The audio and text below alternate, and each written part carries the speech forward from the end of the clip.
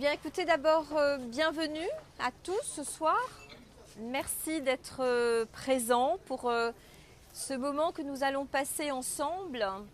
Lorsque je me permets de donner quelques conférences sur des sujets, surtout des sujets aussi graves et précieux que la santé globale, j'aime bien commencer ce type de rencontre, d'échange, de partage, en vous disant que c'est aussi dans l'action de venir écouter une personne parler de ce sujet-là, une forme de reconquête, de présence à soi.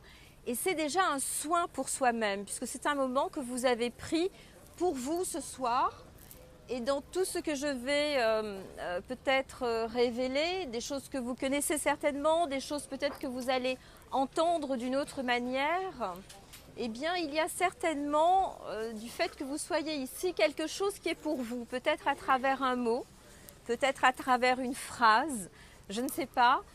Et pour cela, j'aimerais qu'on prenne juste une petite minute dans cette reconquête de soi, dans ce moment que vous avez pris pour vous-même, pour vraiment ramener votre énergie, c'est-à-dire ramener votre conscience à être attentif, à mettre l'intention dans cette écoute, car quelque chose doit vous appartenir dans le débat de ce soir. Alors je vais commencer par évoluer sur ce sujet, et puis au bout d'un certain temps, d'un petit moment que j'aurai avancé sur ce qui est notre santé globale et sur ce que nous en faisons au quotidien et la conscience que nous en avons, après je vous laisserai poser des questions. Vous savez, c'est toujours très intéressant pour moi les questions, parce que quand la question est posée, parfois l'inspiration est plus grande que lorsqu'on parle de façon un petit peu, je dirais, théorique. Donc je vais me présenter pour les gens qui me découvrent. Donc je m'appelle Sophie Hardy, je suis hypnothérapeute de formation ericksonienne et donc je suis thérapeute depuis presque 30 ans, depuis plus de 25 ans maintenant. Je suis du sud de la France, de la métropole, dans une toute petite ville qui s'appelle Béziers. Et depuis à peu près une vingtaine d'années, j'anime des stages, des séminaires, des formations, des ateliers sur le sujet de la connaissance de soi, à travers les profils de personnalité, à travers l'ego, à travers le moi, à travers cette chose un peu particulière qui est notre personnalité. Et j'anime également des séminaires sur la santé globale, puisque on va voir dans l'évolution que je vais avoir sur ce sujet-là que tout est relié. En fait, rien n'est vraiment séparé chez nous, et que du coup, notre personnalité, ce que nous pensons, notre structure, comment on s'est structuré dans l'enfance et la personne que nous sommes devenus plus tard, la personne que vous êtes, la personne que je suis, tout cela va donner du sens, va donner une implication quant aux soins que nous pouvons prendre de notre santé globale. Cela fait 12 ans que je viens sur l'île de la Réunion. Je vous avoue que c'est beaucoup ma ressource, l'île de la Réunion. Je pratique le coaching. Alors le coaching, c'est très à la mode ces dernières années, mais en même temps, c'est une pratique très intéressante de personnes qui souhaitent un peu se réaligner. Il y a le life coaching, le coaching de vie bien sûr, c'est celui que je pratique, et le coaching de sens bien évidemment, le coaching où on va arriver à relier, à s'aligner, à relier ses pensées avec ses émotions, avec ses actions dans la vie, et trouver un élan de cohérence pour soi-même. Et pour ça, il faut apprendre à se connaître un peu sous tous ses aspects, et notamment sous l'aspect des personnalités. Donc les gens que j'accompagne sont des personnalités, des people très souvent, et ce sont des personnalités qui ont conscience que leurs décisions, aussi bien au niveau d'une direction d'entreprise ou tout simplement d'un politicien ou autre, leurs décisions a un impact déjà sur eux-mêmes, car ils vont vivre les conséquences personnelles de leurs décisions, et en même temps ces décisions vont avoir un impact sur leurs salariés ou sur les personnes, les citoyens. Et ce sont des gens qui ont conscience que d'où ils prennent la décision est un endroit important. Et du coup, ils font appel à moi, tout simplement pour être au clair avec l'endroit avec lequel ils prennent leurs décisions dans leur vie. Voilà, donc depuis à peu près 1 an et demi, je donne des séminaires sur l'île de la Réunion. Depuis 1 an et demi, je donne un parcours qui s'appelle le parcours sur soi, qui est relié à la personnalité, à la connaissance de soi et à la globalité, bien sûr, de notre être, qui est un parcours très atypique que j'ai créé il y a déjà quelques années et qui évolue, bien sûr, avec moi. Et puis je donne ici également un séminaire sur donc la santé globale, qui est un processus en fait issu de techniques PNL, parce que outre le fait d'être formée bien sûr par Milton Erickson, d'avoir été formée de façon ericksonienne, je suis aussi formée à la PNL, je suis maître enseignante en PNL, je suis formée à énormément d'approches parce que j'ai énormément de curiosité et que je me suis passionnée pour l'être humain et pour toutes les techniques, les outils qu'on peut découvrir dans toutes ces approches alternatives. Et du coup, le processus de santé globale est un processus qui va activer des mécanismes de guérison, des processus de guérison et bien sûr une prévention aussi de la santé. Donc c'est un séminaire qui s'adresse à tout public et qui s'adresse plus spécialement aussi ou bien à des gens qui sont en souffrance, en maladie, ou bien à des gens qui sont des thérapeutes, des coachs, des accompagnants, des médecins, des infirmiers, des ostéopathes, c'est-à-dire toutes les personnes qui ont vocation, qui ont mission d'accompagner les autres, tout simplement, en sachant que les outils dont je me sers dans ce processus de santé globale sont des outils de la PNL pour l'essentiel. Et ce sont vraiment des protocoles qui sont très efficients et très opérants, mais j'aurai l'occasion de vous en reparler plus tard. Alors, la santé globale, c'est quoi? C'est un sacré sujet, la santé globale. Je dois dire que le fait que je sois orientée sur la santé globale depuis déjà un certain temps, depuis déjà très longtemps, c'est grâce à l'expérience que j'ai eue en thérapie pendant près de 10 ans. Je n'ai fait que de la thérapie en cabinet. Et la rencontre des gens qui viennent vous voir, vous savez, quand on a une problématique, qu'on soit malade ou qu'on ait un problème de dépression, qu'on ait un problème de faillite, qu'on ait un problème de divorce, qu'on ait un problème de deuil, lorsqu'on va faire une démarche thérapeutique pour rencontrer une personne, c'est déjà très important pour la personne. Et chaque fois que j'ai eu des personnes qui sont venues me rencontrer, je tentais toujours de créer dans cette relation humaine, dans cette rencontre, un environnement qui soit l'environnement, je dirais, le plus agréable, le plus bienveillant, le meilleur pour la personne, dans le sens non pas de la performance, mais dans le sens de cette reconquête, de ce retour à soi. Et mon expérience, ma pratique m'a montré que nos plans différents, notre plan psychologique, notre plan intellectuel, notre plan émotionnel, notre plan énergétique, notre plan biologique, chimique, ça ne suffisait pas parfois d'être un seul intervenant et un seul thérapeute pour vraiment accompagner une personne et vraiment l'aider dans la prise de soin d'elle-même d'une façon globale. Et c'est pour ça que j'ai été chercher beaucoup d'autres alternatives et que dans mon cabinet à Béziers, j'avais réuni d'autres thérapeutes, d'autres soignants autour de moi pour que lorsqu'une personne en fait était confrontée à une épreuve de vie, elle puisse aller retirer dans chaque élément et dans chaque personne ce qui allait être dans son rythme à elle et dans sa sensibilité à elle, un état de compréhension plus large, plus global de ce qui lui arrivait. Donc la santé globale, quand on parle de santé globale, on va faire la différence ensemble entre santé et maladie. Parce que bien souvent, on dit quand la santé va, c'est que je ne suis pas malade et que tout va bien. Et souvent, on dit quand je suis malade, c'est que ma santé va pas bien et je vais pas bien. Mais en fait, c'est ni vrai d'un côté, ni vraiment vrai de l'autre. Les choses sont pas aussi directes. Je dirais la ligne, c'est pas aussi linéaire, c'est pas aussi évident. Le corps humain a des fonctionnements qui sont très particuliers. Notre cerveau a des fonctionnements très particuliers. Nous avons à l'intérieur de nous ce que nous connaissons tous, qui est notre système immunitaire et qui est là, bien évidemment, pour créer une protection et créer en fait l'équilibre qui va faire que notre bonne santé s'organise à chaque instant. C'est pour ça que je dis souvent, quand vous êtes bien et en bonne santé, ça ne veut pas dire que vous n'avez pas forcément des maladies, ça ne veut pas dire que vous n'avez pas forcément des problématiques, mais ce que ça veut dire, c'est que l'équilibre à l'intérieur de vous se fait d'une manière juste en fait, et que votre système est en mouvement et dans une pratique vivante à l'intérieur de vous, et gère de façon inconsciente bien tous les petits virus ou les petites problématiques qui pourraient surgir à l'intérieur de vous.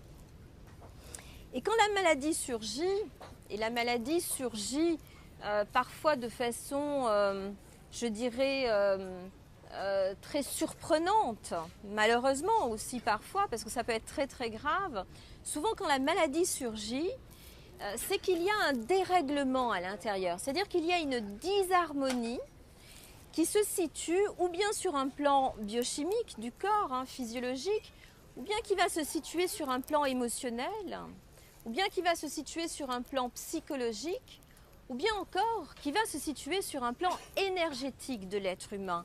Et ces quatre espaces en nous sont nos champs en fait qui nous déterminent et qui sont interconnectés. Ils ne sont absolument pas séparés et ils fonctionnent ensemble.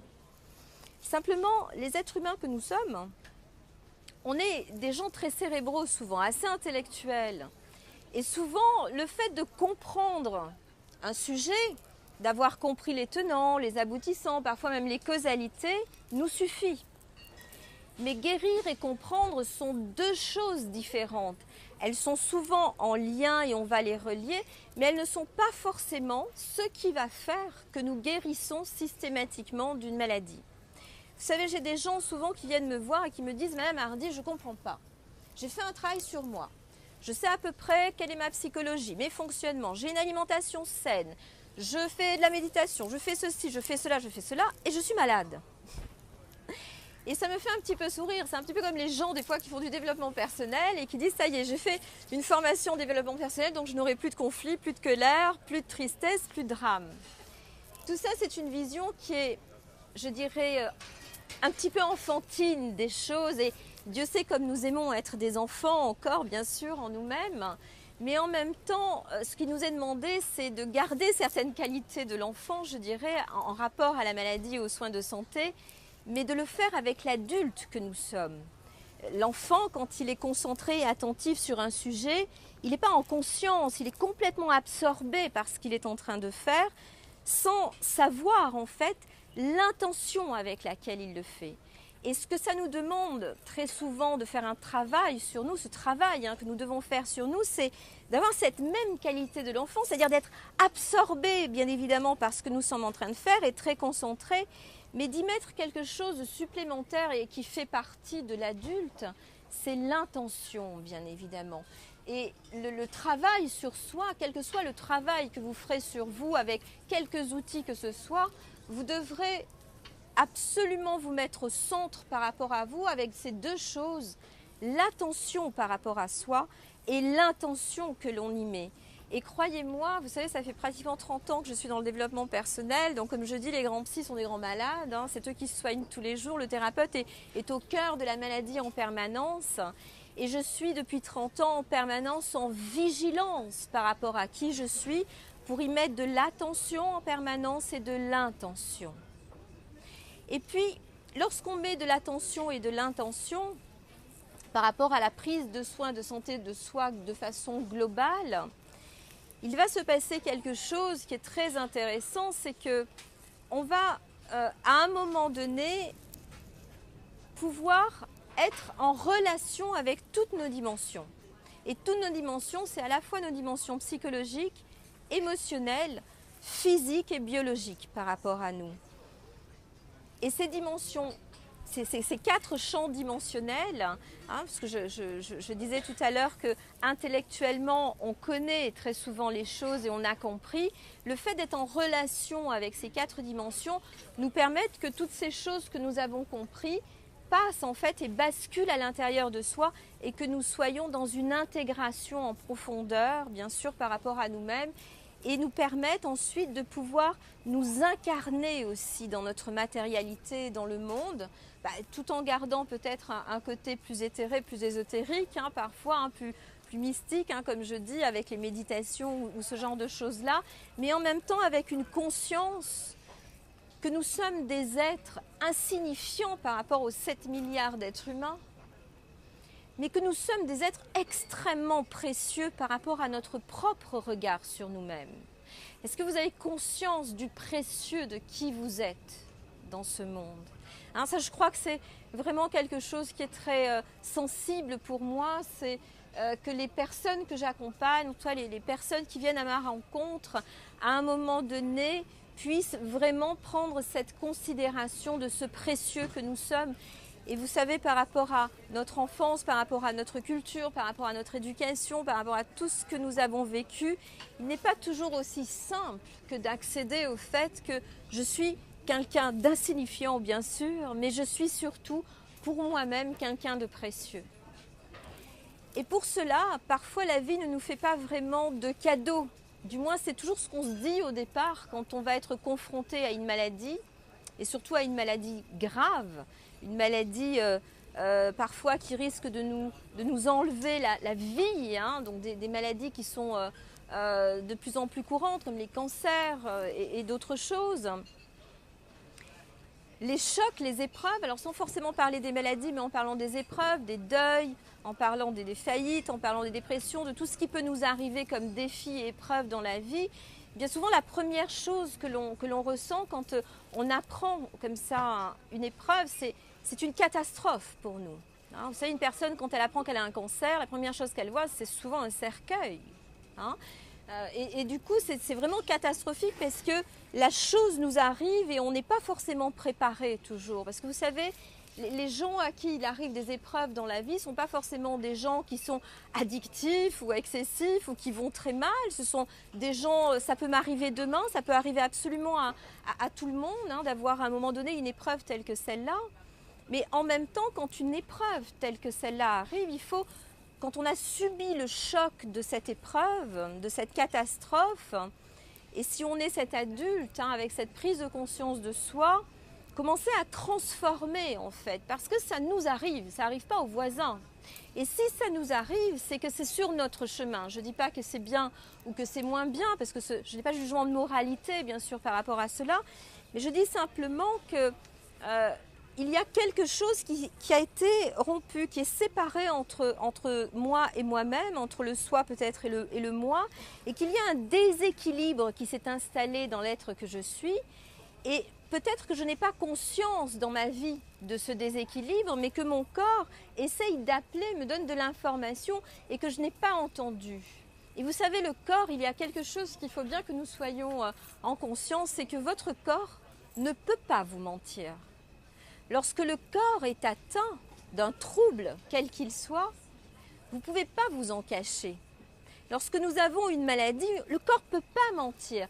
Votre mental peut vous mentir, votre esprit peut vous raconter des histoires et nous savons très très bien nous mentir à nous-mêmes, mais pas le corps. Le corps, quand il est fatigué, il est fatigué. Quand il a besoin de dormir, il a sommeil, il dort. Quand il est malade. Et à partir d'une révélation de cette expression visible de quelque chose qui est désharmonisé, qui se passe à l'intérieur de nous, parfois sur des champs inconscients de la personne, eh bien, il y a une vraie opportunité de vie pour soi-même, une vraie rencontre possible avec soi-même pour aller tout simplement se réharmoniser par rapport à soi. Mais j'ai connu aussi des gens qui ont été atteints de maladies et qui ont guéri comme ça. Et qui m'ont dit, mais vous savez, moi, Madame Hardy, j'ai guéri, j'ai rien fait de particulier, j'ai suivi les protocoles et j'ai guéri. Et j'ai connu des gens aussi qui m'ont dit, ah là là, moi, j'ai fait de la médecine ayurvédique. J'ai travaillé avec du massage et ce sont les massages ou la médecine ayurvédique qui m'a guéri. Je n'y crois pas, ni d'un côté ni de l'autre en réalité. Et j'y crois, bien sûr. C'est-à-dire que rien n'est vrai et rien n'est vraiment faux. La première chose qui va se passer lorsque nous sommes atteints d'une maladie ou d'une épreuve, c'est que ce qui va nous être demandé, c'est de ralentir pour s'occuper de soi. Que vous soyez en train de suivre les conseils de votre médecin ou de travailler avec des médecines alternatives, d'un côté ou de l'autre, la première chose, c'est on s'arrête, on se regarde et on se met dans une action. Donc on est obligé de revenir à soi, on est obligé d'être en lien avec nos émotions, avec ce que ça nous fait. Et vous savez, la seule chose qui guérit un être humain, c'est lui-même en réalité.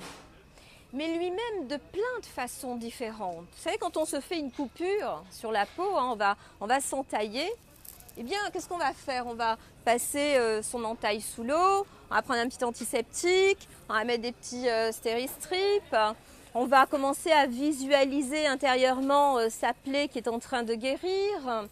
On va peut-être faire un bisou à son mari ou à sa femme pour dire ok, un petit peu d'amour, c'est un ingrédient intéressant, vous allez voir. Mais en réalité, ce que nous sommes en train de faire, c'est que nous sommes en train de mettre des tas d'outils, des tas d'ingrédients un peu extérieurs finalement à soi-même. Mais on ne va pas savoir exactement ce qui a guéri la plaie parce qu'à un moment donné, il y a les cellules souches qui vont venir puis qui vont se coller à l'intérieur et qui vont faire que la cicatrisation se fait. Mais c'est votre corps qui se met à cicatriser. C'est-à-dire qu'avec ce que vous êtes en train de mettre en place, vous êtes en train d'auto-régénérer votre capacité d'auto-guérison. Et la guérison se met en place de l'intérieur. Alors comme je dis souvent, moi, ça m'est égal de savoir si c'est la psychologie, les massages, l'acupuncture, l'homéopathie, l'alimentation. Ça m'est égal. Ce qui m'intéresse, c'est que lorsqu'on est confronté à une épreuve de vie ou à une maladie, nous nous mettions en mouvement par rapport à ça. Et en mouvement, comme je vous le disais au tout début, avec de l'attention sur soi et de l'intention sur soi. C'est deux ingrédients incontournables pour provoquer et rentrer dans ces processus et ces mécanismes d'auto-guérison pour soi-même. Alors, bien sûr, je dis ça m'est un petit peu égal, les outils, ce qu'on va prendre à droite, à gauche, pas complètement quand même, parce qu'on est dans une société qui est extrêmement rapide. On est sur le monde d'une technologie qui avance à une vitesse exponentielle, qui nous dépasse. On est à l'heure de la transhumanience, on est à l'heure de choses dont on n'avait même pas idée il y a 5 ans auparavant. On est à l'heure où on peut avoir son ADN sur une clé USB avec certains médecins qui ont complètement fait exploser, bien sûr, tout ce qui était technologique et la pensée, l'intelligence artificielle. Alors on est dans cette ère-là. Et cette ère-là, elle a ses bons côtés, bien sûr, mais elle a aussi les côtés qui sont moins agréables. Et dans les côtés moins agréables, on va devoir composer. Et les côtés moins agréables, c'est quoi? Eh bien, c'est déjà la base de ce qui nous régit. La base de ce qui nous régit dans les êtres humains, c'est quoi? C'est l'eau, c'est l'air et c'est notre alimentation. Alors l'eau, on est obligé d'en boire. Enfin, il paraît qu'on est obligé d'en boire. Je mets des guillemets parce qu'on entend tellement de choses, etc. Mais il vaut mieux en boire quand même quelque part de l'eau. Simplement l'eau que nous buvons, même si elle est issue des bouteilles, eh bien on va regarder ce qu'il y a dessus. De temps en temps, on va aller regarder, on va dire tiens, il y a des nitrates dans l'eau. Ah oui, mais il y a des choses, il y a des pollutions. Alors, il y a tant de pourcentage. Alors, c'est pas vraiment nuisible pour la santé. Donc, on fait confiance, on boit. Et puis dans l'air qu'on respire, eh bien, il y a ce qu'on appelle aujourd'hui, il paraît qu'il y a des chemtrails. J'ai appris ça très récemment, les chemtrails, c'est-à-dire ils sont en train de polluer l'atmosphère en dégazant avec des avions au-dessus de la tête des gens. Je ne savais même pas que ça existait. Et puis, bien, il y a dans l'air des choses qui flottent. Quand on va sur Paris, je ne sais pas si vous avez eu l'occasion d'aller sur Paris, mais quand on est, ne serait-ce qu'à l'aéroport et qu'on regarde, on est un petit peu à l'extérieur de Paris, on voit ce grand nuage en fait de pollution qui est dégagé par les voitures, les gens, etc. Et puis il y a une pollution qui est énorme et que vous avez tous sur vous. C'est vos téléphones portables. La toxicité de ces machines-là. Ça. Et oui, parce que ça envoie des ondes. Et on va en parler un petit peu des ondes. Mais on ne peut pas d'un claquement de doigts de dire je vais boire que de l'eau pure, je vais respirer que de l'air pur ou je vais, je ne sais pas, enlever tous les piliers qui envoient des ondes. Ça, c'est pas vraiment réaliste, je dirais. Mais ce qui va être réaliste, c'est de composer avec ça. Et du coup, d'avoir conscience de l'impact, bien sûr, que ça a. Par contre, ce qui va être un petit peu plus réaliste pour moi dans ce qui est l'environnement de ma santé globale, pour la prise de soin de moi, ça va être de mieux regarder, de mieux observer l'alimentation, ce que nous mangeons. Je vous assure, des fois ça fait peur ce que nous mangeons, hein. Et ce que nous mangeons, c'est pas neutre. Et là aussi, je vais vous parler d'attention et d'intention. Dans ce que vous mangez, est-ce que vous êtes... Alors, toujours est un mot que je n'emploierai pas, parce que même moi, ça peut m'arriver de manger comme ça rapidement, enfin, beaucoup moins quand même maintenant, mais ça peut quand même m'arriver. Mais parfois, on va manger pour manger, parce qu'on a faim, on va prendre un truc, on ne va pas forcément regarder. Mais je dirais que dans un côté global de votre vie, faire attention à son alimentation, à ce qui nous nourrit, parce que votre aliment, hein, Hippocrate disait, ton aliment sera ton médicament, hein. Enfin, il ne disait pas tout à fait comme ça, mais c'est un peu réducteur. Mais la nourriture que nous ingurgitons à l'intérieur de nous, elle est de quelle nature? Elle vient d'où? Elle a été pesticidée beaucoup, pas beaucoup? Elle est bio vraiment bio ou pas vraiment bio? Et qu'est-ce qui va faire que cette nourriture, hein, comment on sait l'impact en fait de ce que nous mangeons? Alors il y a beaucoup de maladies auto-immunes, il y en a une très très grave à l'île de la Réunion, hein, j'ai appris ça il y a quelques temps, qui est le diabète, hein, qui est une maladie de type 1, auto-immune de type 1, hein, qui est reliée bien sûr à la consommation excessive de sucre, au dérèglement du pancréas, hein, donc les gens sont insulinodépendants. Et c'est vrai que parfois, j'avais croisé un monsieur qui m'avait raconté ça, et qui me parlait, qui me disait mais à la Réunion c'est incroyable, c'est une maladie qui est exponentielle, hein, dont tous les Réunionnais, ça doit être dans leur gène, hein, finalement. Alors même si on m'a expliqué le sucre, les cannes à sucre, etc., je ne vais pas rentrer dans ces détails-là. Mais en même temps que ce monsieur me racontait ça, on était au restaurant, on était plusieurs, il était en train de manger un gâteau. Et donc gentiment, je lui dis, vous êtes quand même très atteint du diabète et vous mangez. Il me dit oui, mais j'ai mon insuline, etc. Donc c'est pas grave. Ça me rappelle aussi quelqu'un un jour que j'avais rencontré qui avait un cancer des poumons. Et il était à la sortie de l'hôpital, parce que j'étais dans cet hôpital pour d'autres raisons. Et puis il avait sa perche comme ça, avec ses trucs, puis il fumait. C'était un jeune de 35 ans, il fumait. Et donc je suis lui parler, lui dis, ça va, vous avez pas l'air très très bien. Il me dit non, j'ai un cancer des poumons. Ah, je dis, vous continuez à fumer. Il me dit, oh, de toute façon. Hein. Et c'est triste, je trouve, quand même, un petit peu. Dans le sens où l'attention et l'intention que l'on va mettre sur soi, et ça, c'est quelque chose que je dois dire parce que j'ai croisé des gens aussi qui ne mettront pas d'attention et d'intention, et c'est leur choix, il n'y a pas de jugement ou de moralité par rapport à ça. Vous savez, lorsqu'on a une maladie aussi grave qu'un cancer ou qu'un diabète et qu'on va peut-être perdre la vie et qu'on n'est pas en conscience de cela, vous devez faire la différence pour vous-même. Et là, je vais vous poser cette question pour vous-même. Hein. Vous y répondrez dans votre tête, hein, bien sûr, hein, par rapport à ce que vous avez dans votre vie, que ce soit une problématique sociale, une problématique amoureuse, une problématique de santé, une problématique globale. Quelle est la conscience que vous mettez sur cette problématique pour vous, ce que vous aimeriez voir s'améliorer dans votre vie? Parce que être conscient qu'on a un cancer ou qu'on a du diabète, c'est tout le monde. Tout le monde est intelligent, on a tous un cerveau, on raisonne. Hein. Je ne crois pas que les gens ne soient pas intelligents, moi, hein, pas du tout. Mais être en conscience des conséquences de ce que nous faisons tous les jours est un autre sujet. Et lorsqu'on prétend pour soi-même prendre conscience en fait à un moment donné et prendre soin de soi, c'est basculer d'un état je suis conscient de ce qui m'arrive à je vais rentrer en conscience de ce qui m'arrive et mettre en mouvement à l'intérieur de moi tous mes mécanismes, toutes ces capacités disponibles pour guérir en fait, pour aller vers du mieux-être. D'accord ? Donc l'alimentation pour moi est un sujet qui est très très important. Parce que ce que vous ingurgitez tous les jours, ce que vous mangez, nourrit vos cellules, nourrit votre matière, nourrit votre corps. Et vous devez pour cela être un peu mieux conscient, on doit être un peu mieux conscient de comment on se nourrit. Et vous savez, on n'est pas tous égaux, il y a des choses qui vont bien à certaines personnes et des choses qui vont moins bien à d'autres personnes. Hein, en ce qui me concerne, j'ai pas de vision dogmatique, c'est-à-dire pour moi tout le monde peut tout manger, on peut manger un peu de viande, on peut manger du poisson, on peut manger des fruits, on peut manger de tout. La seule chose que je dis, on peut fumer un peu, on peut boire un peu d'alcool, on peut manger du chocolat. J'ai pas de vrai jugement par rapport à ça. Le seul jugement ou le seul regard que je pourrais porter, c'est quand tu manges un petit peu de viande ou quand tu bois un petit peu d'alcool ou quand tu fumes ta cigarette tous les jours. Tu le fais dans quel état d'esprit? C'est-à-dire avec quelle intention tu es en train de faire ça? Et puis la quantité.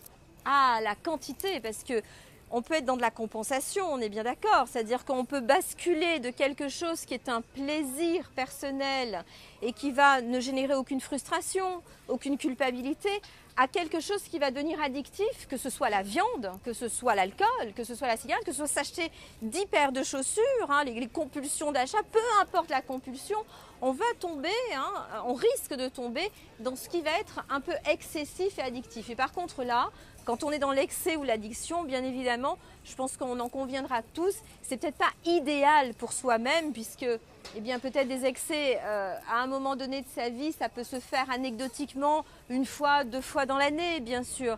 Mais les excès qui vont se répéter tous les mois ou qui vont se répéter toutes les semaines vont vraiment venir désharmoniser en fait des parties de vous. Hein. Si vous consommez beaucoup trop d'alcool, eh bien votre foie va être bien sûr moins performant au bout d'un moment et voire vous risquez de l'entacher.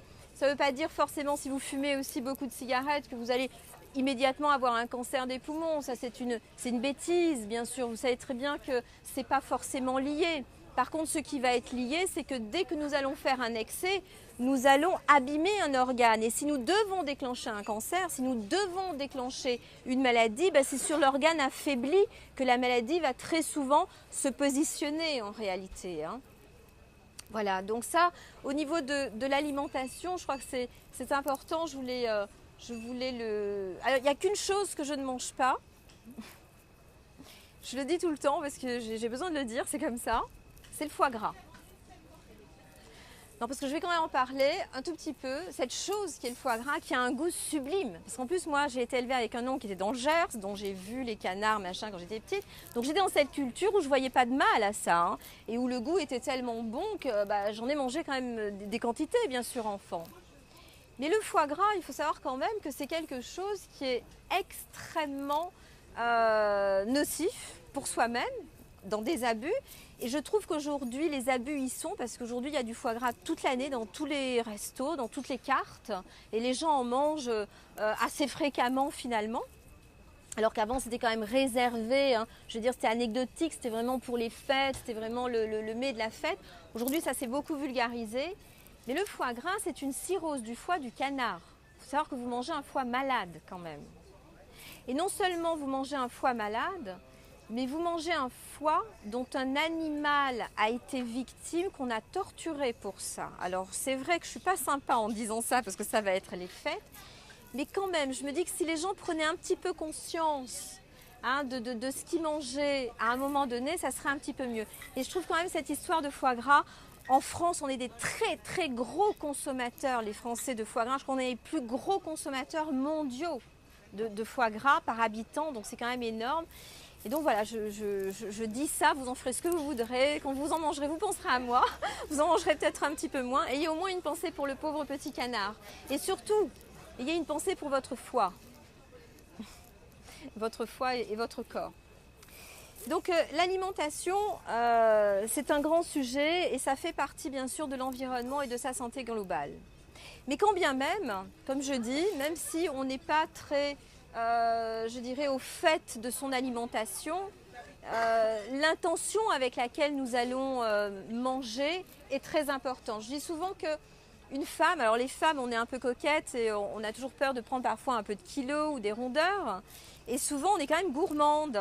Et comme le chocolat est souvent aussi un aliment qui va compenser avec son magnésium, un petit peu de douceur dans la vie, dans ce monde de brut, souvent on est orienté hein, vers aller manger un petit peu sucré en fait. Et chaque fois qu'on prend un petit peu de chocolat, je dis toujours aux dames, je dis attention, quand vous prenez ce petit morceau de chocolat, non, ne mangez pas la tablette hein, bien sûr, hein, je parle d'un carré ou deux, hein, on est bien d'accord, mais mangez-le avec une intention que ça va vous faire du bien. que ça va vous affiner au contraire, que ça va vous permettre de ne pas ressentir de culpabilité, de frustration, parce que ce qui fait grossir quand on mange du chocolat, c'est pas le chocolat, c'est l'émotion qu'on va associer en fait à l'acte que nous sommes en train de faire. Et là, je vais passer sur ce deuxième champ de l'être humain, qui est le champ émotionnel, parce que c'est quand même énorme nos émotions, hein. Et en parlant des émotions, je suis obligée de parler aussi de qu'est-ce qu'on identifie comme émotion quand on agit dans le monde. Et notre culture, notre façon de voir le monde, notre éducation nous a souvent donné des croyances de bien, de mal, de possible, d'impossible, des choses qui vont nous limiter parfois dans notre vie.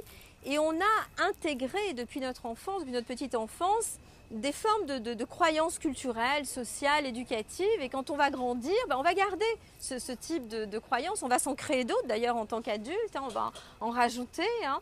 Et dans nos croyances, en fait, hein, eh bien, on va lier un système émotionnel, mais qu'on croit dissocié de nous. Vous savez, des fois on croit, on dit oh là là, qu'est-ce que j'ai fait là, oh là là, j'ai acheté la carte au truc de sport, là j'ai payé ça 200 € et puis j'y suis pas allée une fois en fait.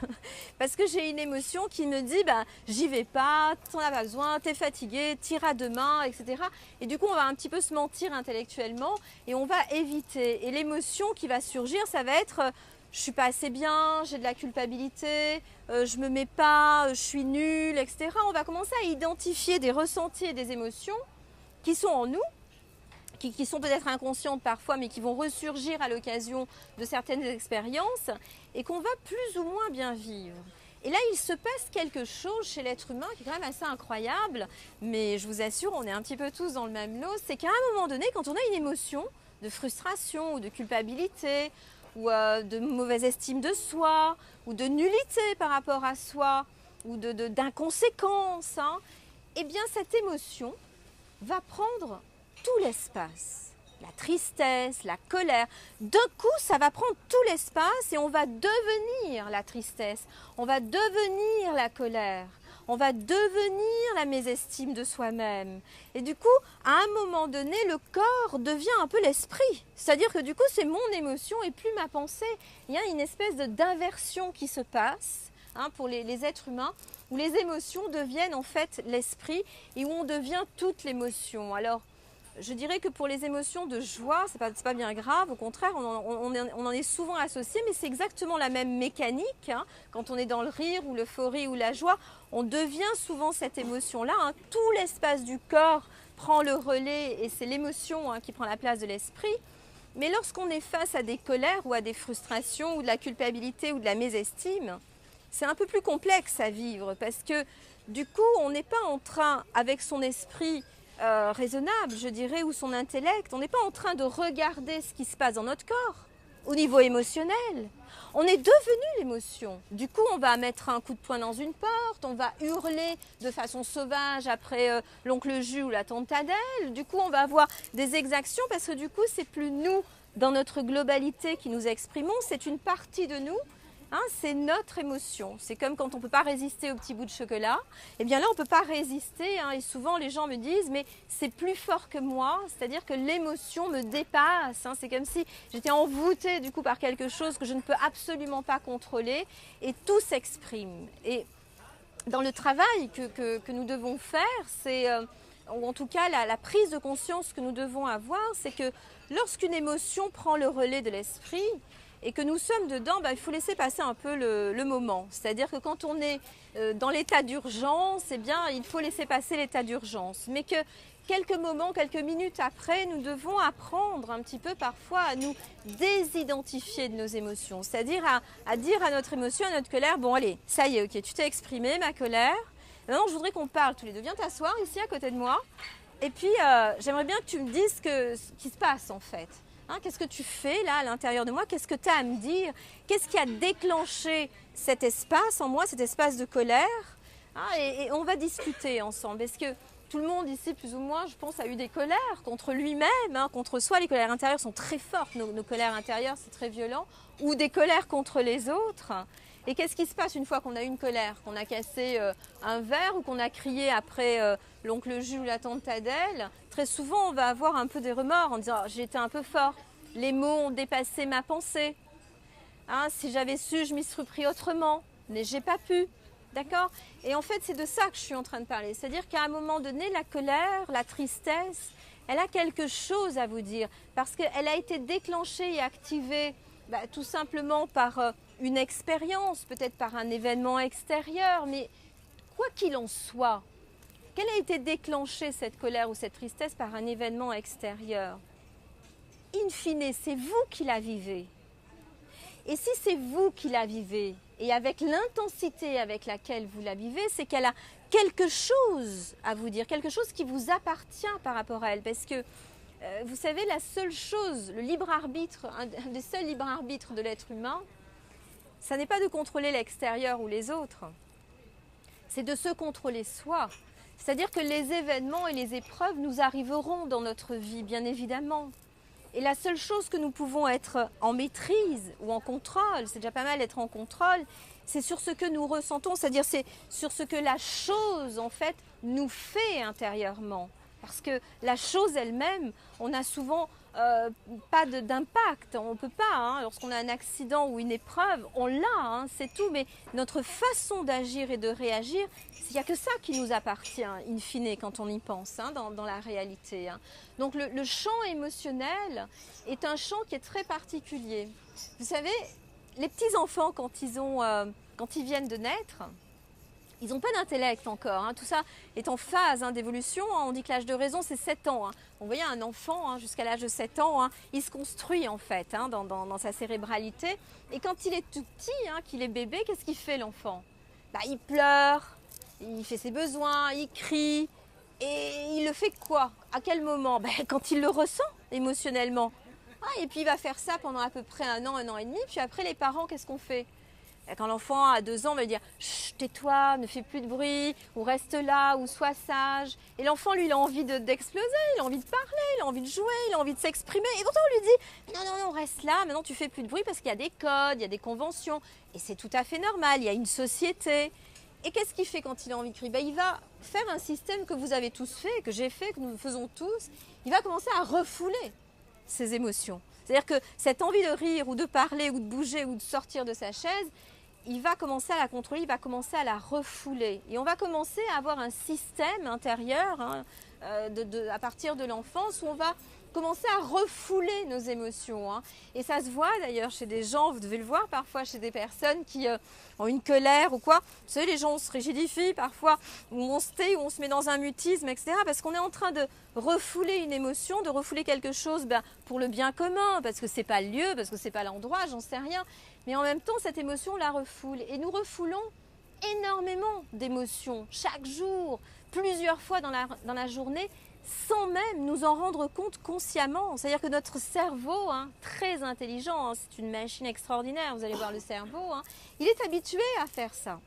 Mais vous savez, c'est un peu comme les vases, c'est quand on remplit d'eau, parfois on se dit, mais comment ça se fait qu'un mot nous fait réagir? Vous savez, vous réagissez parfois à un mot. D'un coup, vous explosez sur un mot. C'est tout simplement, très souvent, parce qu'on a tellement emmagasiné d'émotions refoulées non consciemment qu'à un moment donné, le vase est plein, comme on dit, l'émotion ne peut pas et l'émotion va sortir. Et c'est là que je vous dis, quand ces émotions sortent, qu'elles sont intenses, bien sûr, qu'elles sont très fortes, asseyez-vous à côté et dites, ok, qu'est-ce que tu vas me raconter, toi, ma colère ou quoi? Qu'est-ce qui est disharmonieux en fait en moi et qu'est-ce qui se passe? Les émotions, c'est un champ d'action en thérapie qui est très très important dans notre histoire de santé globale parce que nous sommes des êtres, je disais tout à l'heure, le corps ne ment pas, nous sommes des êtres faits d'un corps qui est très animal, qui est très affectif et nos émotions nous donnent aussi une information sur ce que nous sommes en train de vivre. Et je dis souvent aux personnes, prenez grand soin de temps en temps d'aller voir vos émotions, d'être en contact parce que nous sommes souvent coupés, je ne sais pas si ça vous arrive, mais très souvent, parfois je dis aux gens, mais qu'est-ce que tu ressens là? Si je vous demandais là, tiens, quelle est l'émotion que vous ressentez là? Des fois les gens ils me disent, je ne sais pas trop, je suis bien, mais on a du mal parfois à voir, à identifier en fait ces émotions parce que on est un peu coupé, on est plus mentalisé parfois que le corps émotionnel. Et c'est souvent pour ça que les émotions, elles sont intenses parfois, elles sont fortes, parce qu'on a perdu l'habitude en fait d'aller à la rencontre un petit peu de ces émotions. Alors, dans les événements qui vous arrivent, dans l'histoire de la santé globale, il y a le champ intellectuel et psychologique qui va comprendre ou pas comprendre. On va avoir des problématiques, des écueils, des épreuves, et puis on va avoir ce champ émotionnel qui va souvent refouler à l'insu de son plein gré, comme je dis parfois. Et puis après, on a le corps en fait. Et le corps, c'est un peu le dernier de nos champs. On a l'énergie, ce qu'on va dégager. On a la psychologie, on a les émotions et puis après on a le champ du corps. Et quand la maladie surgit ou quand le mal-être surgit au niveau du corps, c'est l'expression qui devient visible. Et dans beaucoup de cas, l'expression visible d'une maladie est une métaphore en fait et la symbolique de notre disharmonie intérieure. Ce que je veux dire par là, c'est que on n'a pas un problème n'importe où, par hasard. Quelqu'un ne va pas déclencher un cancer du sein comme ça, parce que c'est la mode. Ce n'est pas la mode, les cancers. On ne va pas déclencher une sclérose en plaques comme ça.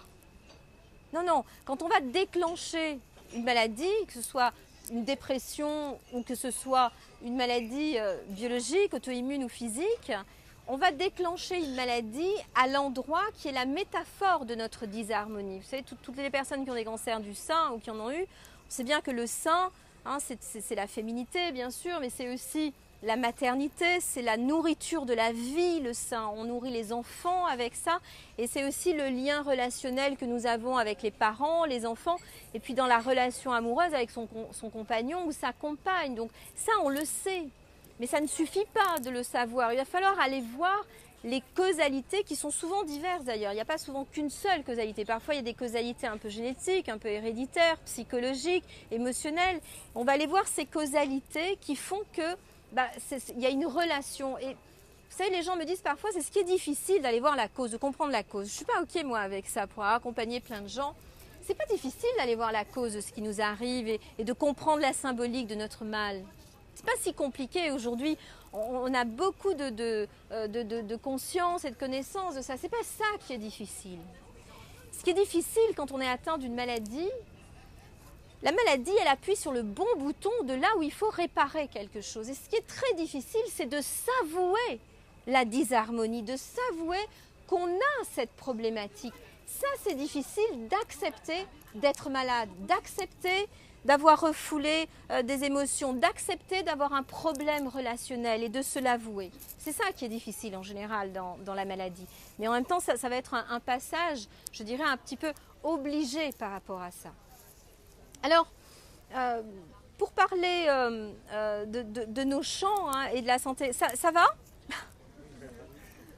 Parce que je commence à parler. Ok, je vais regarder l'heure aussi parce que je sais qu'à 20h, il faut qu'on clôture. J'ai envie encore de vous parler de certaines choses qui sont très importantes pour moi. Donc, j'ai l'impression que je vais un petit peu vite. Donc, bon, si ça va, merci. Donc, je reprends. Donc, dans la santé globale, je vous parlais, vous savez, tout à l'heure de la cicatrisation. Vous savez, et moi j'ai des orchidées chez moi en métropole à la maison et par exemple quand j'en ai une qui pique un peu du nez, alors parce qu'on me dit il ne faut pas mettre trop d'eau, machin, etc. Elle pique du nez, qu'est-ce que je fais? Souvent je vais la rempoter, je vais y mettre de l'engrais, je vais la changer de zone de lumière. Des fois je la mets à côté d'autres copines orchidées, je me dis peut-être que ces copines-là iront mieux que les autres. Et je fais tout un tas de choses pour faire en sorte que l'orchidée, elle reprenne un peu d'espace et de vie. Mais comme je vous disais pour la cicatrisation, je n'ai aucune idée si c'est l'eau, l'engrais, la lumière, le fait de parler à ma plante qui va sauver ma plante. Et quand bien même j'aurais une idée, elle serait fausse de toute façon, cette idée-là. Du coup, ça veut dire quoi? Ça veut dire que cette histoire d'auto-guérison, d'auto-régénération de l'être, c'est où? C'est en vous en fait. C'est très important de savoir que, in fine, c'est nous qui guérissons.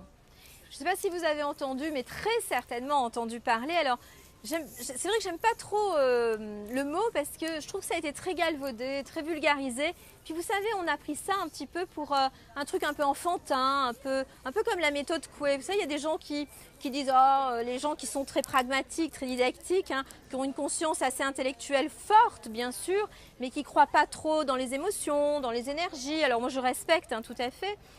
Mais je vais vous parler de quelque chose qui est le cœur même de la guérison de l'être humain, qui est l'effet placebo. Vous connaissez l'effet placebo? Plus ou moins?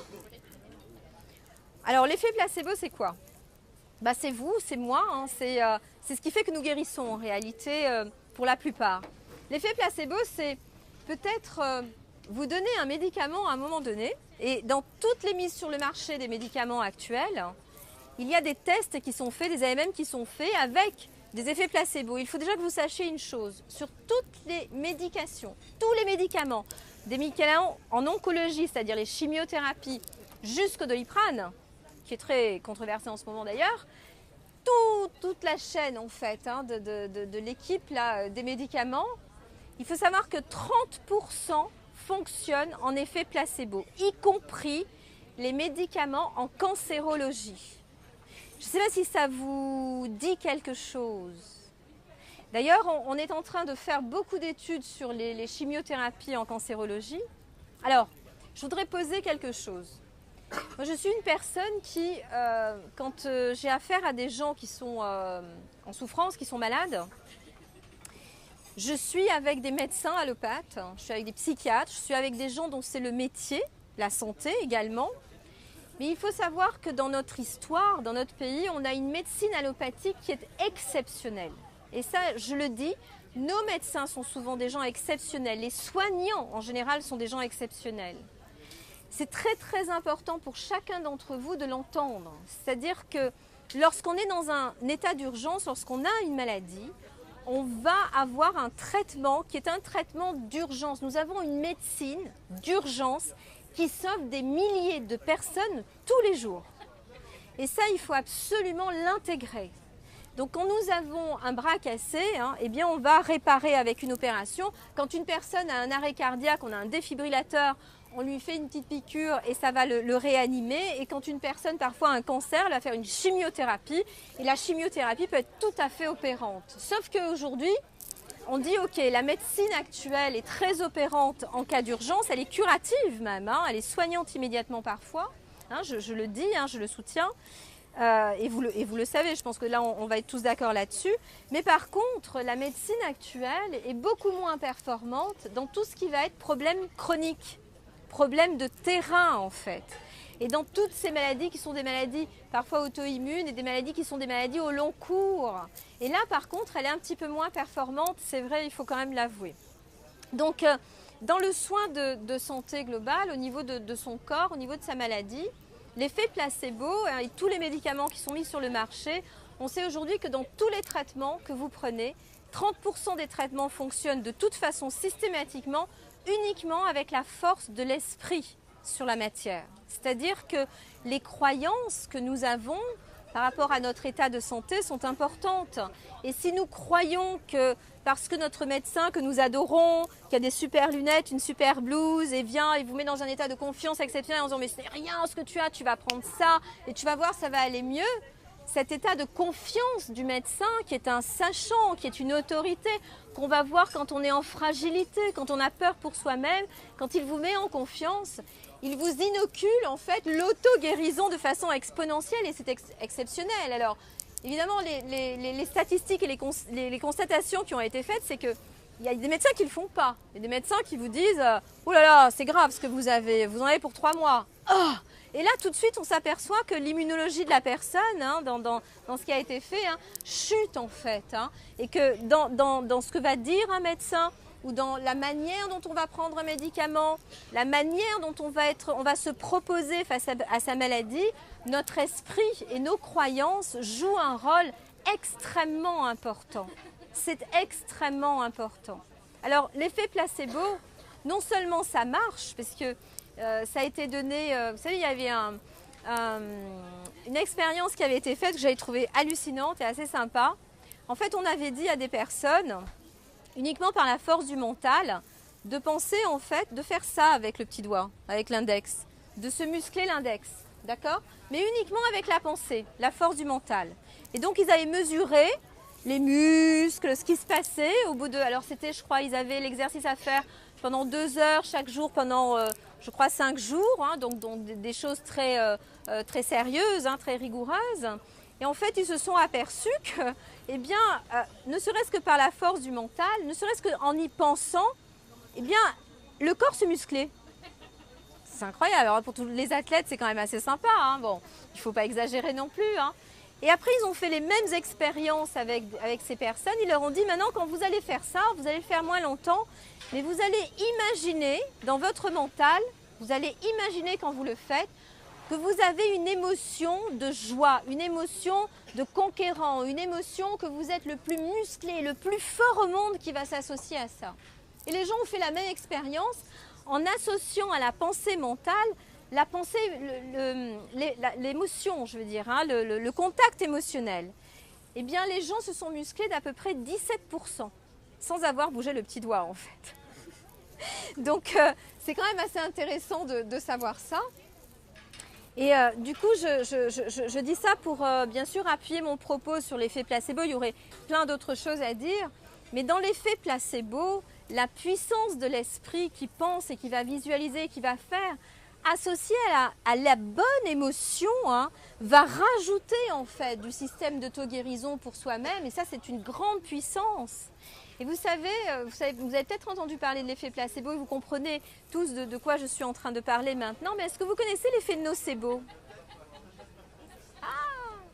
Alors ça, l'effet nocebo, c'est extraordinaire, j'adore cet effet-là. L'effet placebo, c'est quand on vous fait croire qu'un médicament va vous soigner, que vous y croyez et que ça vous soigne. D'accord? Un médicament ou une prière ou une bonne pensée ou le magnétisme d'un rebouteux, je ne sais quoi, peu importe, et que ça marche. Bien, sur les médicaments que nous mettons sur le marché, vous savez, dans vos boîtes de médicaments, vous avez les effets indésirables. Attention, somnolence, vomissement, diarrhée, etc. Est-ce que vous savez que l'effet nocebo, ce sont les contre-indications des médicaments? C'est-à-dire que lorsqu'une personne ne prend pas un médicament, elle prend de l'eau salée ou de l'eau sucrée qu'elle croit être un médicament et qu'elle lit la boîte en fait, en voyant qu'il y a des effets secondaires, cette personne, il y a 38 personnes qui vont avoir les effets secondaires, c'est-à-dire 38%. C'est énorme, 38% d'effets nocebo de rien. Ce que je veux dire par là, c'est que ce que nous ingurgitons, c'est-à-dire nos nourritures en fait que nous avons toute la journée, ce que nous lisons, ce que nous pensons, ce que nous croyons, a des effets positifs sur nous, mais peut avoir aussi des effets négatifs de la même manière. Vous savez, on est en train de parler d'une mécanique du cerveau. On n'est pas en train de parler de quelque chose qui est vrai ou de quelque chose qui est faux. Il n'y a pas de jugement de moralité à avoir là-dessus. On est juste en train de parler de mécanique de notre cerveau qui fonctionne et qui fonctionne très très bien par rapport à ça. Vous connaissez l'effet nocebo? C'est très, très important l'effet nocebo sur des médications. Alors, vous parlez d'auto-guérison, vous parlez de l'effet placebo, pourquoi? Parce que dans le cadre du processus de santé globale et dans le cadre de mettre en place des mécanismes, en fait, des processus d'auto-guérison, aujourd'hui beaucoup de gens, et notamment en Occident, beaucoup plus que dans d'autres pays, nous sommes des gens qui réagissons en fait une fois que l'épreuve est là ou que la maladie est là. Et tant mieux si nous réagissons d'ailleurs, si nous mettons de l'attention et de l'intention. Simplement, je dirais que ce qui va être intéressant ce soir pour moi de vous transmettre comme message, c'est que nous devons absolument modifier nos comportements par rapport à notre espace de santé globale, par rapport à notre précieux, à la prise de soin de nous. Et nous devons rentrer dans une conscience beaucoup plus globale et dans la compréhension de nos mécanismes. Et la compréhension de nos mécanismes d'auto-guérison sont assez simples en réalité. Vous savez, des fois on se dit « oh là là, c'est très compliqué, tout ça c'est fait pour les scientifiques ». Alors, moi j'aime bien dire que le scientifique va rechercher un petit peu à comprendre le mystère, le cœur de l'univers, mais que lorsque nous travaillons dans notre conscience de nous-mêmes, nous allons chercher à comprendre de façon inversée peut-être l'univers du cœur à l'intérieur de la personne, c'est-à-dire cet espace intérieur qui est bien notre identité profonde, parfois qu'on n'arrive pas à révéler dans le monde, parfois qu'on n'arrive pas à épanouir, hein, qui est un peu secrète et cachée. Hein. Et pour aller rechercher ce processus de prévention, eh bien, il faut s'y coller, il faut s'y mettre un petit peu, il faut aller déclencher ces processus parce que une fois qu'on est mieux en conscience de qui nous sommes, une fois qu'on est mieux en conscience de notre alimentation, de l'identification de nos émotions, de comment ça marche un petit peu dans notre cerveau, un petit peu des neurosciences, un petit peu de ce monde, hein, de l'invisible hein, qui est en nous hein, et qui agit en permanence, eh bien on va pouvoir être mieux préparé, je dirais, à une éventualité d'expérience qui peut être douloureuse dans notre vie et pas tomber d'une catastrophe bien sûr évidente et immédiate. Mais bon, même si on n'est pas forcément dans ce processus-là de prévention de soins de soi, eh bien, passer de la catastrophe à l'opportunité va être quelque chose d'important, c'est-à-dire que vous fassiez bon usage des expériences qui vous arrivent, non seulement pour vivre, je dirais, pour exister, je veux dire, mais pour vivre de façon plus intense. Et si j'avais quelque chose à vous dire ce soir, de précieux par rapport à votre soin de santé globale et par rapport à tout ce que j'ai pu observer dans ma vie d'accompagnante et de thérapeute, c'est qu'il y a un ingrédient majeur à la vie d'ailleurs. Parce que vous savez, exister c'est facile, hein. Nous existons tous, hein. Nous sommes nés un jour, nous mourirons un jour, mais entre naître et mourir, il y a une vie à créer. Et cette vie, il faut la vivre avec beaucoup d'intensité.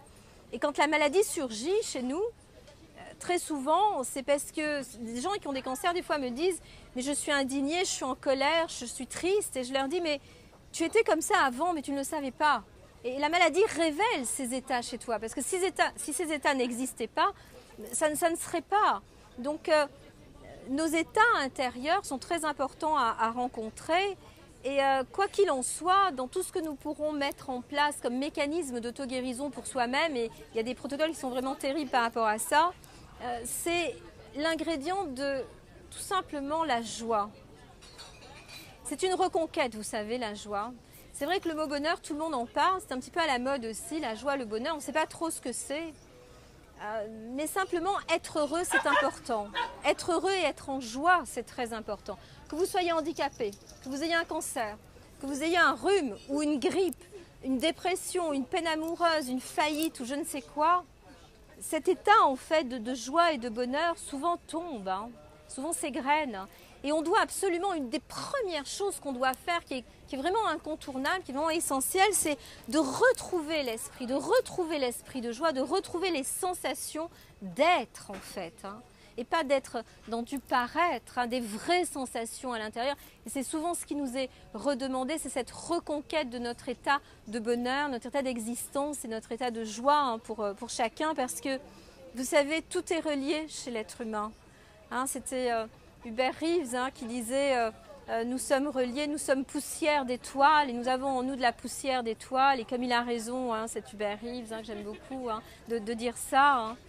Et vous savez, quand on envoie un message, quand on s'envoie un message, tu n'es pas une bonne personne, tu es triste, tu es fatigué. Hein, quand on se dit ces choses-là, tu es malade, c'est de ta faute, mais qu'est-ce que tu as fait pour en arriver là? Mais pourquoi toi? Qu'est-ce qui t'arrive?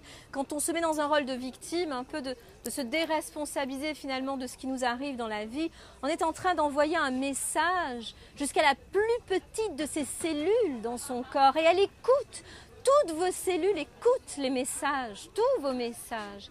Et quand vous envoyez ce message, rappelez-vous que vous êtes des êtres intelligents, des êtres logiques. Et que font vos cellules? Elles vous écoutent et elles disent « Ah ben tu es fatigué, tu n'as plus envie, tu n'es pas là, alors je vais me mettre en sommeil, alors je vais me mettre tout simplement dans un état logique d'arrêt pour moi. Hein » Alors qu'en réalité, le message doit être inversé. Le message, c'est « j'ai un cancer, oui, j'ai une sclérose en plaques, je suis handicapée, j'ai un conflit, mon mari m'a quitté, mon chien est mort ou je ne sais quoi. Le message c'est je suis en vie, je suis précieuse, je dois absolument aller retrouver cet espace de vie et peu importe, on verra ce que ça fait. Mais ce que ça va faire, si vous mettez dans un état heureux, dans une globalité, que vous commencez à faire attention à votre alimentation, à vos émotions, à vos messages, à tout votre corps, à ce qui va émaner de vous, c'est que vous allez aller mieux. Vous allez déjà aller mieux dans votre tête, vous allez aller mieux dans votre cœur. Et si vous allez mieux dans votre tête et dans votre cœur, vous verrez, vous irez beaucoup mieux dans votre corps, bien sûr. Alors voilà, c'est le message que j'avais envie de vous dire ce soir. Je vais être obligée, alors on va prendre un petit moment pour des questions. En tout cas, je voudrais vraiment vous remercier pour votre écoute. J'espère que ça a été un bon moment. J'espère aussi par rapport à, vous savez, la petite question de tout à l'heure, est-ce qu'il y a quelque chose qui était fait pour vous dans tout ce que j'ai dit? Eh bien, laissez ça germer, laissez la graine pousser. Je suis convaincue que oui, pour chacun d'entre vous. Surtout, n'ayez jamais peur de vous confronter à vous-même, n'ayez jamais peur de vous confronter à une maladie ou à une épreuve. Ne ratez pas ce rendez-vous avec vous-même, s'il vous plaît. C'est souvent l'occasion d'avoir un rendez-vous extraordinaire avec la personne belle et précieuse que vous êtes. Voilà, merci beaucoup. Merci.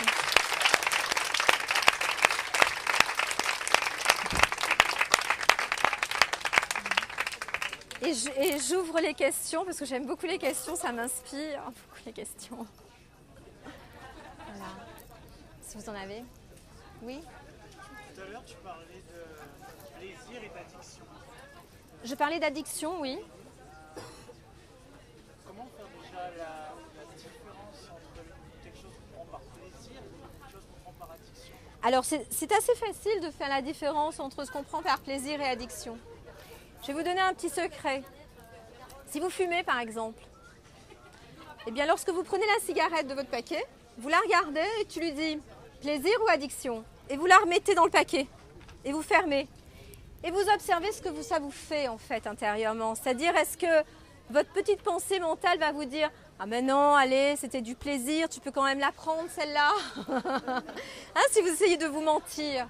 Ou alors si c'est ok pour vous. Le plaisir et l'addiction, faire les choses par plaisir est très très important. L'addiction va arriver quand ça devient un besoin. C'est-à-dire qu'on ne peut pas ne pas le faire en fait à un moment donné. Qu'il va y avoir une excessivité, une habitude et une routine qui va se mettre en place. Et là, souvent, il faut se poser la question. D'ailleurs, les habitudes, c'est pas terrible. Hein, et souvent, nos épreuves et nos conflits nous percutent pour nous faire sortir de nos habitudes et nous faire rencontrer un petit peu le risque, un petit peu l'inconnu et un petit peu l'évolution par rapport à soi. Et donc, c'est toujours bien quand on a des habitudes de les tester. Alors, pas son mari ou sa femme, hein. Je ne vais pas me faire d'ennemis, hein. Mais de tester nos habitudes en fait, hein, par rapport à tout ce qu'on peut consommer ou à nos habitudes mentales. Hein. Nos addictions aussi peuvent être psychologiques, bien évidemment. Hein. Et de tenter à un moment donné de rompre avec nos habitudes pour voir si on est addict en fait ou si ça reste une zone de plaisir. La PNL est un outil qui n'a plus du tout de preuves à donner. Toute sa noblesse est faite dans le monde entier. Tout le monde utilise la PNL et ce dans énormément de domaines. Ce sont des techniques extrêmement efficientes qui visent en fait à travailler sur comment une personne s'y prend pour améliorer un système dans sa vie. Ce sont les techniques les meilleures au monde. Donc ces techniques PNL, elles ont été tout simplement ramenées dans le domaine de la santé et d'éminents psychiatres, médecins qui utilisent la PNL ont fait des protocoles à la base de ces outils et ce sont des outils avec lesquels on va travailler sur l'objectif santé. Quelle est, non pas une bonne santé, mais une excellente santé. On va travailler sur le système immunitaire. On va travailler sur la disharmonie, c'est-à-dire nos conflits intérieurs. C'est-à-dire je suis en conflit parfois entre prendre soin de moi et trop travailler ou boire 2 petits coups de plus. Donc on a tous ces conflits-là et on va travailler sur des stratégies opérantes, des stratégies exceptionnelles pour arrêter aussi de procrastiner. C'est-à-dire que les gens sont très intelligents et les gens me disent « Ah bah oui, Madame Hardy, je viendrai mais l'année prochaine ». Je dis « Ok, bon bah venez l'année prochaine ». Mais en même temps, bon vous savez, alors ils me disent « Oui mais je sais, mais j'ai travaillé sur moi, mais nanani ». Je dis « Ok, moi, il n'y a pas de problème vis-à-vis de ça, les gens sont tout à fait libres ». Mais je leur dis souvent, mais est-ce que vous le faites quand même? Parce que est-ce que vous appliquez à un moment donné? Est-ce que vous y allez quand même? Et souvent on recule, c'est-à-dire on ne le fait pas. On sait qu'on devrait le faire, mais on ne le fait pas. Et donc dans les mécanismes de guérison, nous devons absolument nous mettre en mouvement de la vie à l'intérieur, nous mettre en mouvement de ça et s'y mettre et appliquer. Donc la PNL, c'est un outil exceptionnel dans le domaine de la santé pour lancer les mécanismes de prévention et de guérison. Et on a un superbe protocole. Vous savez, tout à l'heure, j'ai une jeune fille qui me disait, oh là là, et quelqu'un d'autre qui me disait, mais j'ai la grippe, donc je ne veux pas te la coller. Et moi, ça me fait sourire parce qu'avec les protocoles, en fait, ça ne marche pas. C'est ta grippe, ce n'est pas la mienne. Et en fait, on a des sortes de filtrage au niveau du système immunitaire.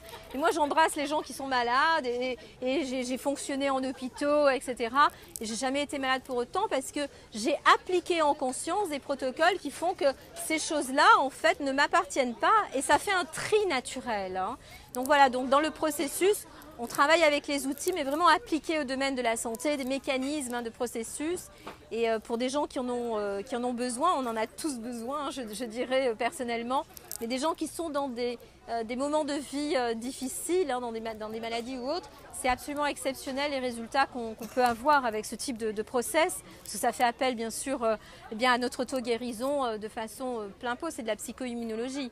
Ah, mais comme je dis, voilà, c'est une sensibilité aussi d'aller vers ce type de travail hein, par rapport à soi. D'autres choses, oui. Est-ce que c'est pas suffisant d'avoir une intention positive sur ce qu'on mange plutôt que de faire le tri? Peut-être, je ne peux pas affirmer les choses. Vous savez, moi, je n'ai pas de vérité. Hein, je n'ai pas de vérité par rapport à ça. Je dirais que c'est déjà très très bien d'avoir l'intention, c'est-à-dire d'être en conscience de ce qu'on va manger et de l'alimentation. C'est déjà fabuleux. Mais peut-être que parfois ça peut suffire.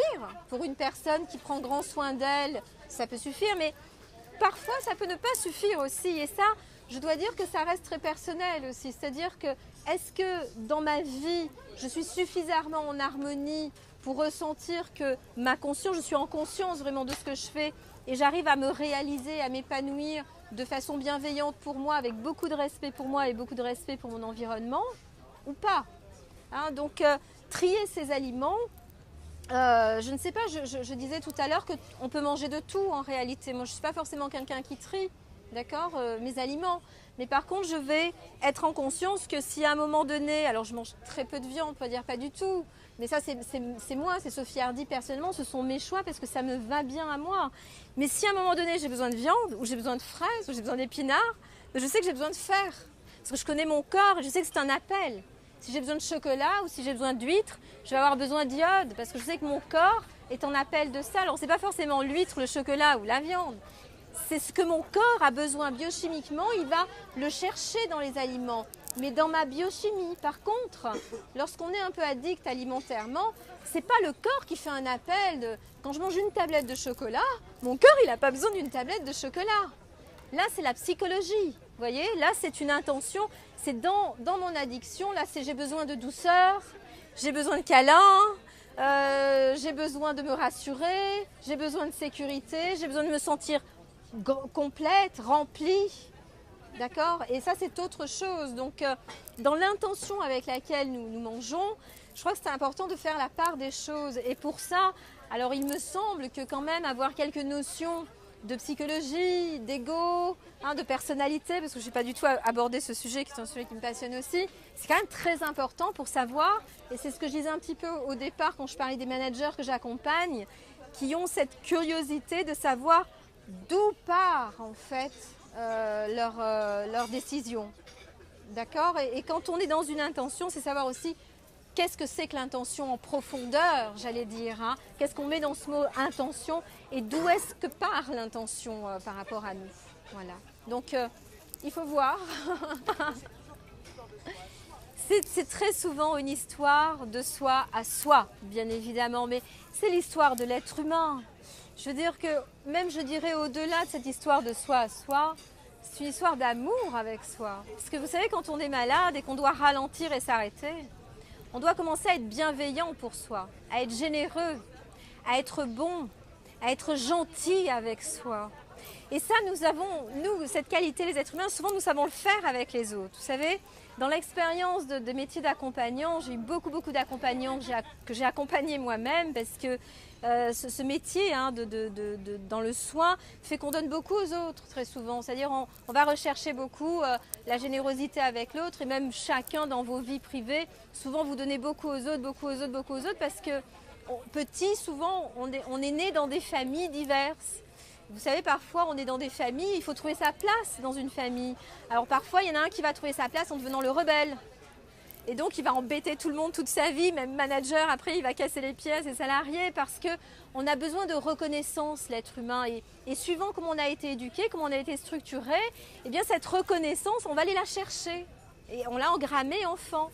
Et parfois, on va être la bonne oreille dans la famille, c'est-à-dire l'écoutant, celui qui écoute. Alors toute sa vie, on va tomber sur des gens qui ont besoin de parler. Mais les gens qui ont besoin de parler, ce n'est pas forcément des gens qui ont besoin d'écouter. Mais autant c'était bien quand on était enfant, ce genre de structure, elle était légitime. Autant quand on a 30, 40 et 50 ans, ça devient moins bien. Et on a besoin aussi parfois d'être écouté, on a besoin d'être moins rebelle parfois, de changer ça. Mais tout ça est un problème de reconnaissance, un problème d'attente par rapport à soi-même, de cette rencontre dont je parlais tout à l'heure, de ce rendez-vous avec soi-même. Et c'est pour ça que j'ai dit c'est magnifique souvent parce qu'on va se découvrir avec une autre paire de lunettes, un autre regard à l'intérieur. Et une fois qu'on a cet autre regard, tout ce soin qu'on a su donner aux autres, une fois qu'on se l'apporte à soi-même, eh bien on va rentrer dans une magie. On va commencer à vraiment s'apprécier pour ce qu'on est avec nos qualités, nos défauts et s'apporter cette douceur, cette tendresse intérieure et ce regard bienveillant comme on pourrait l'apporter à un enfant ou à quelqu'un d'autre. Et du coup, on va se sentir réunifié, vous savez, complet. Et quand on se sent réunifié, complet, du coup, on peut aller vers les autres, non plus avec des manques et des besoins pour de la reconnaissance, mais on va commencer à aller avec les autres avec qui nous sommes, nous, dans notre réalité, en fait. Et là, on va vivre des vraies rencontres avec les autres. Et une fois qu'on est réunis avec soi, on peut vraiment aller à la rencontre des autres et à la rencontre du monde, bien sûr, plus tard par rapport à ça. Donc oui, très réduit, c'est une histoire d'amour avec soi, d'attention, bien sûr, et de joie intérieure. Et d'élan créatif aussi. Parce que quand on est dans des moments un peu difficiles, on perd aussi sa créativité, son élan créatif, sa capacité à créer, en fait, à se mouvoir dans la vie. Comment ? Agir, à être en vie. Vivre est bien intéressant par rapport à exister. C'est bien mieux, vous savez. Mais en avoir conscience encore plus. D'ailleurs, dans d'autres pays, tout petits, ils apprennent à mieux manger. Tout petits, ils sont plus à même, on leur met en évidence que tout a un rapport, les émotions, le cœur, la santé. On parle beaucoup plus de ça tout petit dans leur éducation. Oui, c'est une bonne question, surtout que j'ai travaillé et j'ai été dans des approches dans plusieurs continents, l'Afrique, l'Inde, l'Asie. Donc je connais un petit peu parce que j'ai été observer en fait toutes les formes de thérapie. Et simplement pour donner quelques repères par rapport à ce que vous dites, l'Occident, les gens dans l'Occident, dans le vieux monde, ce qu'on appelle le vieux monde, ce sont des gens qui ont énormément développé de la technologie. C'est-à-dire qu'on est très évolué, si je peux dire comme ça, technologiquement. Et c'est une réalité. C'est la médecine du futur, c'est le quantique, etc. On est dans une émanation de science qui est énorme en fait et de technologie. Et nous sommes des bien-pensants, des réfléchisseurs, des gens très analytiques. Moi, je suis quelqu'un de très analytique puisque je suis aussi psychanalyste jungienne, donc forcément, je suis dedans également. Et du coup, on va beaucoup travailler en Occident avec la tête, avec le cerveau. Quand on va en Afrique, et je suis allée en Afrique et j'ai rencontré les thérapeutes vaudou, donc ceux qui font du vaudou, et ça pour aller voir un petit peu comment ces thérapies, ces médecines fonctionnaient là-bas. En Afrique, ce sont des cultures différentes et eux, par contre, ils vont être très orientés sur le corps. L'Africain est un peuple, le peuple africain, c'est quelque chose qui est dans ses gènes, c'est-à-dire il danse, il va travailler en transe énormément, donc il va beaucoup passer par le corps. Et donc ça va devenir une tendance principale pour les Africains, pour le peuple d'Afrique, de passer par le corps. Le peuple d'Occident, c'est par la tête, les Africains, c'est par le corps. Et quand on va par contre en Inde et en Asie, là on va rencontrer des peuples qui passent par l'émotion, c'est-à-dire qui passent par la conscience émotionnelle et qui passent par l'ouverture du cœur, la générosité. Mais ils font ça dans une tendance hein, maximum en fait, énorme. Hein. Ce que je veux dire par là, c'est que chacun dans nos cultures et dans nos peuples, eh bien les Occidentaux, nous sommes trop cérébraux. Et on oublie les émotions, on oublie un peu le corps. Les Africains, ils sont trop corps. Et ils oublient les émotions, ils oublient un peu la réflexion, l'analyse. Et les Orientaux, en fait, ils sont très généreux, très cœur. Mais ils oublient aussi un petit peu parfois le corps et ils oublient aussi un petit peu parfois la tête. Alors, même si on a les trois axes, chacun, bien sûr, dans nos cultures, on va avoir des tendances principales, bien évidemment. Et j'ai rencontré des gens en Asie, en Inde, qui avaient besoin de cultiver le corps ou qui avaient besoin de cultiver l'analyse, en fait, parce qu'au niveau du cœur et des émotions, effectivement, c'était déjà là. Et j'ai beaucoup appris sur ces sujets-là. Et je rencontre en Occident des gens qui ont besoin de cultiver justement les émotions et le corps. Et en Afrique, des gens qui ont besoin aussi de cultiver l'analyse. Donc, ça vient beaucoup de notre éducation, de notre culture et de notre lieu. Il n'y en a pas, je dirais, qui sont mieux lotis que d'autres. Hein, il n'y a rien à opposer. Alors le Japon c'est un peu particulier, mais c'est pas vraiment le Japon. Il y a une île au Japon qui s'appelle Okinawa, qui est une île très préservée. Alors il faut aussi remettre dans le contexte. Hein, celui qui habite à Paris dans une cité, il n'habite pas à Okinawa. Hein, donc il faut aussi vivre avec, il faut composer, comme je disais au départ, avec notre environnement qui est très influenceur hein, sur nous et notre contexte. Donc c'est une île où il y a le plus de centenaires au monde. Hein, et donc ce sont des gens effectivement qui cultivent un état de santé globale en permanence. Hein, mais vous avez des pays, vous avez un petit pays comme le Bhoutan, je ne sais pas si vous avez entendu parler du Bhoutan. C'est un petit pays qui cultive en fait le président de ce pays, hein, qui est à la tête de ce pays. Lui il a dit moi c'est pas compliqué, ma population je veux une seule chose, du PNB, mais pas du produit national brut. Du pur bonheur brut en fait. Et en fait, il fait tout pour que la population soit heureuse. Et c'est une population qui est exceptionnelle. Mais en même temps, c'est des cas qui sont un petit peu à part. Moi, j'estime, vous savez, qu'on vit ici, à l'île de la Réunion ou en métropole. Voilà, on est des gens actifs, dynamiques dedans. Et qu'on doit aussi accueillir, s'incarner, hein, habiter son être, son corps, son métier. Et parfois, les gens qui me disent « Oh, je fais un métier, c'est pas terrible ». Je dis « Écoute, c'est comme ça, peut-être tu fais un métier, c'est pas terrible, mais peut-être qu'à côté de ça, tu devrais faire des loisirs pour toi qui vont te donner cet élan créatif et tu vas arriver à composer en fait. Tout est une question souvent aussi de soi à soi, mais d'équilibre aussi. On est bien obligé de composer, on n'est pas seul au monde, hein, on est 7 milliards. Voilà. Non, en fait, ce que j'ai entendu de la question, peut-être que j'ai mal, parce que j'entends pas complètement tout, hein, j'ai pris des bribes, mais je pense que votre question est intéressante, j'ai entendu. Nous sommes, les êtres humains, nous sommes composés de ionisation négative et positive. Hein, c'est-à-dire qu'aujourd'hui, avec la médecine quantique, la physique quantique, on nous a démontré, déjà depuis un certain temps, mais vous savez, c'est pas nouveau, hein, l'énergie, que nous sommes faits d'énergie. Je veux dire, les bouddhistes pratiquaient ça depuis 3000 ans, avant Jésus-Christ, ils le savaient déjà. Hein, donc on est un petit peu les derniers au courant, comme je dis, mais disons qu'aujourd'hui, on en a la preuve scientifique. Et c'est vrai que c'est toujours très intéressant, moi je suis toujours très intéressée par les sciences en fait pour nous montrer que ce que nous avions au niveau intuitif, hein, ce qui était intuitif chez nous, a une vraie réalité matérielle en fait hein, dans le corps. Et c'est vrai que nous sommes faits de vibrations, c'est-à-dire que les ionisations qu'on ramène au yin et au yang nous créent notre matière. Et qu'en fait, même à l'origine, on pensait qu'on avait encore un brin vibratoire matériel dans les cellules, ce qui n'est absolument plus du tout le cas aujourd'hui. On sait qu'on est pure énergie. Mais n'empêche qu'on a quand même un corps matériel. Et n'empêche que cette énergie matérialise l'être que nous sommes. Et que du coup, nous devons en prendre soin de cet être-là dans tous les espaces. Et que le fait de savoir que nous sommes énergie peut aider dans notre santé globale, va nous aider, bien évidemment, pour la pensée.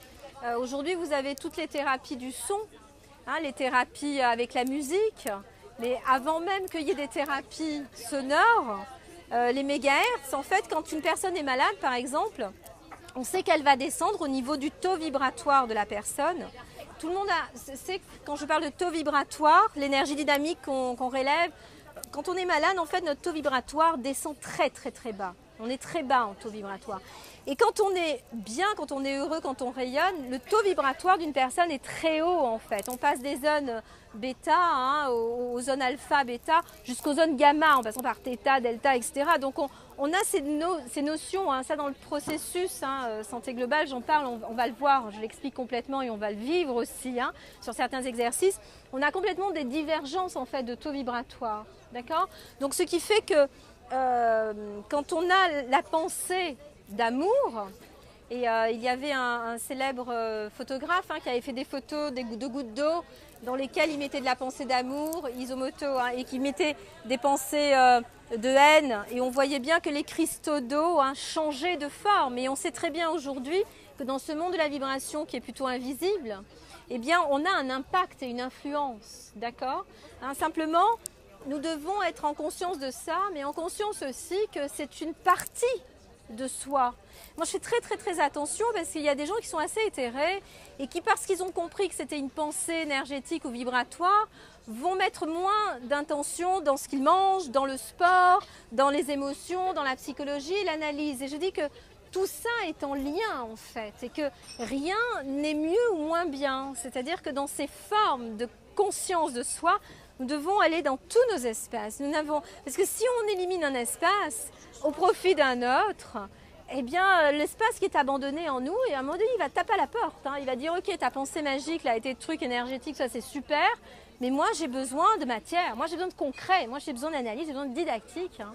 Et ça, je fais très attention parce qu'aujourd'hui, effectivement, ça s'est vulgarisé, c'est génial, je suis tout à fait pour, bien sûr, que tout ça se vulgarise, mais en même temps, en restant un petit peu, je dirais, raisonnable. Voilà, même si les raisons du cœur sont souvent... Oui, ça agit sur soi, mais ça agit pas que sur soi, ça agit aussi... On est des êtres qui transférons, hein, ça agit aussi en partage avec les autres aussi. Mais bon, ça c'est encore une autre histoire. Merci beaucoup, merci pour votre accueil. Merci.